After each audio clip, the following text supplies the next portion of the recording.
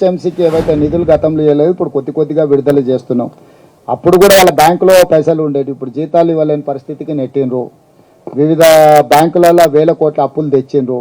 ఇవన్నీ కూడా నిర్వీర్యం చేసిపోయారు స్థానిక సంస్థలు. వాటి అన్నిటిని కూడా పునరుద్ధరించాల్సిన అవసరం ఉన్నది.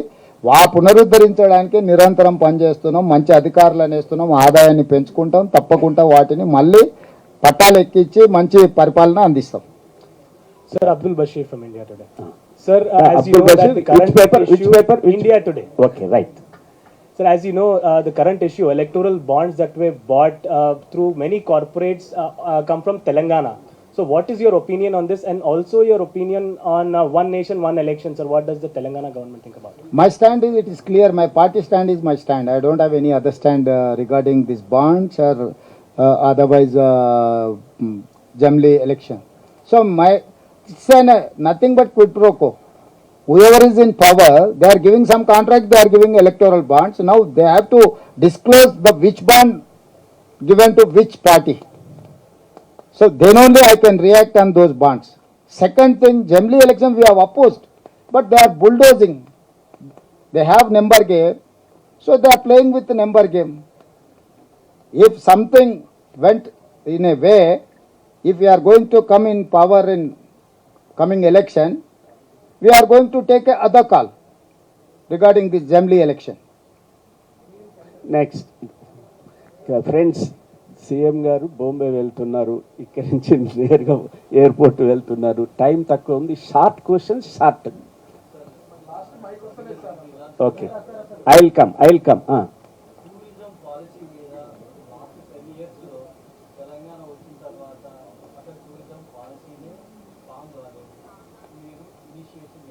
స్ట్రైట్. Okay, no further. తప్పకుండా టూరిజం మంత్రి గారు కూడా ఇక్కడనే ఉన్నారు. అధికారులను అందరినీ మార్చినాం. గతంలో లోపభూయిష్టమైన నిర్ణయాలు చాలా తప్పిదాలు జరిగినాయి, వాటిని సవరిస్తాం. నేను ఇంతకుముందే మీకు ఓపెనింగ్ రిమార్క్స్లోనే చెప్పిన టూరిజం పాలసీ కానీ, ఎక్సైజ్ పాలసీ కానీ, ఎనర్జీ పాలసీ కానీ, ఫస్ట్ పాలసీ డాక్యుమెంట్ తయారు చేసిన తర్వాత దాన్ని అమలు చేసే విధానాన్ని తీసుకుంటాం. టూరిజం మీద చాలా ఫోకస్ ఉంది. తెలంగాణలో చాలా సహజ సిద్ధ ప్రకృతి సంపద ఉన్నది. వీటన్నిటిని కూడా టూరిజంలోకి పట్టుకొచ్చి దేవాలయాల నుంచి మొదలు పెడితే నేచర్ కూడా Rajiv Gandhi tiger reserve forest నుంచి మొదలు పెడితే వీటన్నిటి ఉన్నాయి. నిన్నమన్నా నేను వాటిని సమీక్షిస్తూనే ఉన్నా. తొందరలోనే అంటే ఎండోమెంట్స్ అండ్ టూరిజంని రెండింటిని కలిపి ఒక పాలసీ తయారు చేయదలుచుకున్నాము.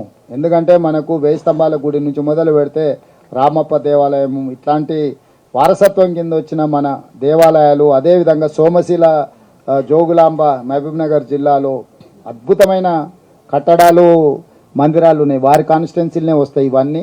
వీటన్నిటిని టూరిజంతో కనెక్ట్ చేసి ఒక కారిడార్ డెవలప్ చేయాలనుకుంటున్నాను. డెఫినెట్గా ఒక మంచి పాలసీతో ముందుకు వస్తాం. త్వరగా ఒకటి. సార్, నా పేరు శరత్ బాబు, ఫోటో జర్నలిస్ట్ అందరి తరఫున మీకు 100 రోజుల శుభాకాంక్షలు. సార్, గతంలో రాజశేఖర రెడ్డి గారు రాజీవ్ గృహకల్ప ఇళ్ళని స్టార్ట్ చేశాడు కదా, దాంట్లో 10,000 రూపాయలు తీసుకొని అందరు కూడా బ్యాంకులలో చేసుకున్నారు. అవి సగమే కంప్లీట్ అయిపోయి ఎవరు కూడా ఇవ్వలేని పరిస్థితి. మీరు తెలుగుదేశం పార్టీలో ఉన్నప్పుడు మనం ఆ ఇళ్ళని పూర్తి చేసేసి లేని వాళ్ళకి ఇస్తారా? అవి సగంలో పూర్తి అయి ఉన్నాయి. యాక్చువల్గా వాటిని ఆక్షన్ పెట్టి అమ్మడానికి, కొనుక్కోవడానికి టెండర్లు పిలవడం జరిగింది గత ప్రభుత్వమే.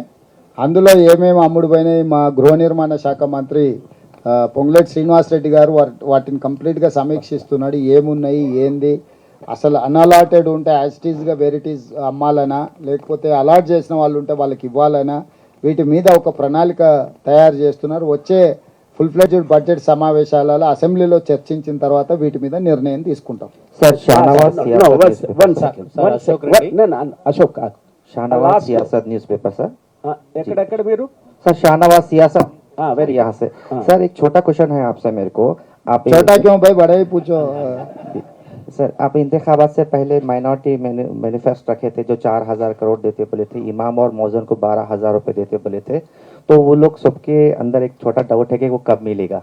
अभी मेन बजट जो आएंगे ना जून में, तब वो पूरा बजट लेके हम आगे जाएंगे. क्योंकि हर मैनिफेस्टो में जो बात दिए हम लोग फुल फ्लेज बजट जब रखते तब हम पॉलिसी डिसाइड करेंगे. अभी तो वोटान अकाउंट बजट किया, अभी सैलरीज के लिए सरकार चलाने के लिए हम लोग बजट प्रवेश किए. अभी आने वाले दिनों में हम सब सही तरीका से ये सब सारे मुद्दों को हम रिजॉल्व कर देंगे. రైట్. సార్ ఇక్కడ Ashok Reddy sir AR media నుంచి సార్ హైదరాబాద్ నుంచి మేడ్చల్ ప్రాంతానికి మెట్రో రైలు ఇప్పటివరకు లేదు సార్. No. అన్ని ప్రాంతాలకు విస్తరించింది కానీ అక్కడ వేగంగా అభివృద్ధి చెందుతా ఉంది. రియల్ ఎస్టేట్ వ్యాపారం బాగుంది. అంటే అక్కడున్న ప్రజలు కూడా హైదరాబాద్కు రావడానికి చాలా ఇబ్బందులు పడుతున్నారు. దానిపైన మీ ప్రభుత్వం ఏమైనా ఖచ్చితంగా ఇప్పటికైతే ఫేజ్ 2 మెట్రో ఆల్రెడీ నాగోల్ నుంచి ఎల్బీ నగర్ నుంచి ఓఎస్సీ హాస్పిటల్, అక్కడ నుంచి చంద్రాయన్గుట్ట, అక్కడ నుంచి ఎయిర్పోర్ట్కి ఇచ్చినాం. ఎల్బీ నగర్ నుంచి హయత్ నగర్కు ఆల్రెడీ మొదలు పెట్టినాం. మియాపూర్ నుంచి బిహెచ్ఎల్ రామచంద్రాపురం వరకు ఇచ్చినాం. రాయదుర్గం నుంచి ఫైనాన్షియల్ డిస్ట్రిక్ట్ అమెరికన్ కౌన్సిలేట్ సెంటర్కి పెట్టినాము. గచ్చిబౌలి నుంచి మన గౌలిగూడ నుంచి ఫలక్నామా నుంచి చంద్రాయన్గుట్టకు, వీటన్నిటిని ఇంకొక 75 కిలోమీటర్లకి ఇప్పుడు ప్రణాళిక సిద్ధం చేసుకున్నాం. భవిష్యత్తులో ఇప్పుడు ఎంఎంటీఎస్ ఆల్రెడీ మల్కాజ్గిరి వరకు అంటే మేడ్చల్ వరకు వేసినారు. ఎంఎంటీఎస్ కూడా స్టేట్ గవర్నమెంట్ కట్టాల్సిన మ్యాచింగ్ గ్రాంట్ కట్టకపోవడం వల్ల ఎంఎంటీఎస్ అమల్లోకి రాలేదు. తొందరలోనే వీటన్నిటిని కూడా విస్తరించుకునే ప్రయత్నం చేస్తాం. తొందరలో వస్తుంది. ఆ ప్రాంతం పట్ల నాకు సంపూర్ణమైన అవగాహన ఉంది. చేయాలన్న చిత్తశుద్ధి ఉంది. భవిష్యత్తులో తప్పకుండా వీటన్నిటిని కూడా పరిగణలోకి తీసుకుంటాం. Sir no no no no no no no sir please. Sir నమస్కారం సార్. నేను మీకు ఇయ్యలే. సార్ నమస్కారం సార్. ఎక్కడ ఇక్కడే సార్. మరి కనిపించట్లేదు. సార్ నమస్కారం సార్. నా పేరు వెల్జాల చంద్రశేఖర్, నమస్తే తెలంగాణ స్పెషల్ కరెస్పాండెంట్. మొన్నటి వరకు మీరు ఇంకా గేట్లు ఓపెన్ చేయలేదు అన్నారు. ఇప్పుడు మీరు చేసిన ప్రకటనతో ఈ రోజు నుంచి గేట్లు ఓపెన్ చేసినట్ట, అది ఎప్పుడు మూసేస్తారు మళ్ళీ? అవతల ఖాళీ అయినాక ఇక మూసినా తెరిచినా ఒకటే కదా. ఇక్కడ ఎక్కడున్నా గేట్ ఓపెన్ అయింది మిత్రమా. పొద్దున గేట్ ఓపెన్ చేసి ఒక్క గేట్ తెరిచిన, మొత్తం తెరవాలి. తీసుకోండి. పొద్దున్నే 1 సెకండ్. ఇక అట్లా ఎట్లా చెప్తాను సార్, మీరు వచ్చినాకే చెప్తాం కానీ రాకముందు చెప్తాం. ఇవాళ ఆల్రెడీ గేట్ ఓపెన్ చేసిన అని చెప్పిన. రైట్. మీటింగ్. సార్ నేను no no no please please త్వరగా. హలో, నేను చెప్పండి. భీమశంకర్ హిందీ మిలాప్ నుంచి అండి. సార్ హిందీ మిలాప్. లేదు ఇవాళ present MLA present MP already gate open చేసినాం. సార్ ఈ జవహర్ నగర్ డంపింగ్ యార్డ్ గురించి మీరు గతంలో కూడా ప్రస్తావించారు. మళ్ళీ రిపీట్ చేయండి ఒకసారి. సో దానికి సంబంధించి ఇప్పుడు దేనికి నగరానికి- సంబంధించి? Jawahar Nagar dumping yard. Dumping yard ఆ జిఎస్టీ ఎన్జిటి నుంచి ఆర్డర్స్ అవన్నీ నేనే తీసుకొచ్చిన మిత్రమా. అది 4 వైపులా 4 తీసుకొచ్చి అవును. దాన్ని బైఫర్కేట్ చేసి అక్కడ ఒక చోట డంప్ చేస్తున్నారు ఇప్పుడు మొత్తం నగరం అంతా. దాని గురించి ఒకసారి మీరు 4 వైపులా 4 డంపింగ్ యార్డ్లు ఇవ్వాలి, అక్కడ ప్లాంట్స్ పెట్టాలనేది ఎన్జిటిలో కేసేసి ఆదేశాలు ఇప్పించింది నేనే. ఆల్రెడీ రెండో సైట్ కూడా ఐడెంటిఫై చేసి హ్యాండ్ ఓవర్ జరిగింది.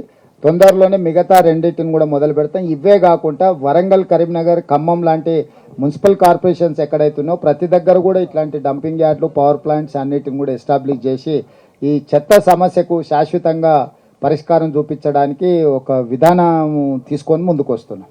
సార్ సీఎం గారు చెప్పండి. 100 రోజులు విజయవంతంగా పూర్తి చేసినందుకు శుభాకాంక్షలు. మా నాయకులు శ్రీనివాస్ రెడ్డి గారికి ధన్యవాదాలు.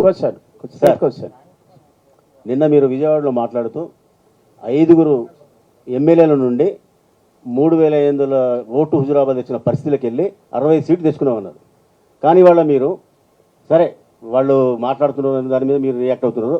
ఇవాళ మీ దగ్గర చేరే వాళ్ళంతా కూడా మీ పార్టీలోకి వచ్చే వాళ్ళ మీద మీ నాయకులు మీరు మీ గాలిలో చిత్తుగా ఓడిపోయిన వాళ్ళంతా మళ్ళీ మీ పంచన చేరుతున్నారు. దీనివల్ల ఉపయోగం మీకు ఉపయోగం ఉందా? రైట్. అంటే పార్టీ నిర్ణయిస్తుంది, నేను ఒక్కరిని నిర్ణయించను. ఉపయోగం ఉందా ఉపయోగం లేదా అని స్థానిక పరిస్థితులను బట్టి నిర్ణయం జరుగుద్ది. వచ్చి రాగానే అధికారాన్ని చెలాయించే అవకాశం కాంగ్రెస్లో ఉండదు. ఎన్నికలలో నిలబడాల్సి వచ్చినప్పుడు స్థానిక కుల సమీకరణలు కావచ్చు, అక్కడ ఉండే పరిస్థితులు కావచ్చు. ఈరోజు చాలామంది ముఖ్యమైన నాయకులు అందరూ కూడా ఎమ్మెల్యేలుగా మంత్రులుగా ఉన్నప్పుడు పార్లమెంట్ ఎన్నికల్లో పోటీ పెట్టడానికి సామాజిక పరిస్థితులను కూడా దృష్టిలో పెట్టుకొని పార్టీ నిర్ణయం తీసుకుంటుంది. ఎవరి పట్లైనా పార్టీ పూర్తిగా ఆలోచన చేసి ఏఐసిసి అధ్యక్షుడు ఆమోదం మేరకే పార్టీలో చేరికలు ఉంటాయి. టికెట్లు అనేది సిఇసి సెంట్రల్ ఎలక్షన్ కమిటీ నిర్ణయిస్తుంది. కాబట్టి ఇది పార్టీ విధానపరమైన నిర్ణయం. పార్టీ మొత్తం కలిసి కూలంకషంగా చర్చించుకున్నాకనే నిర్ణయం చేయడం జరుగుతుంది.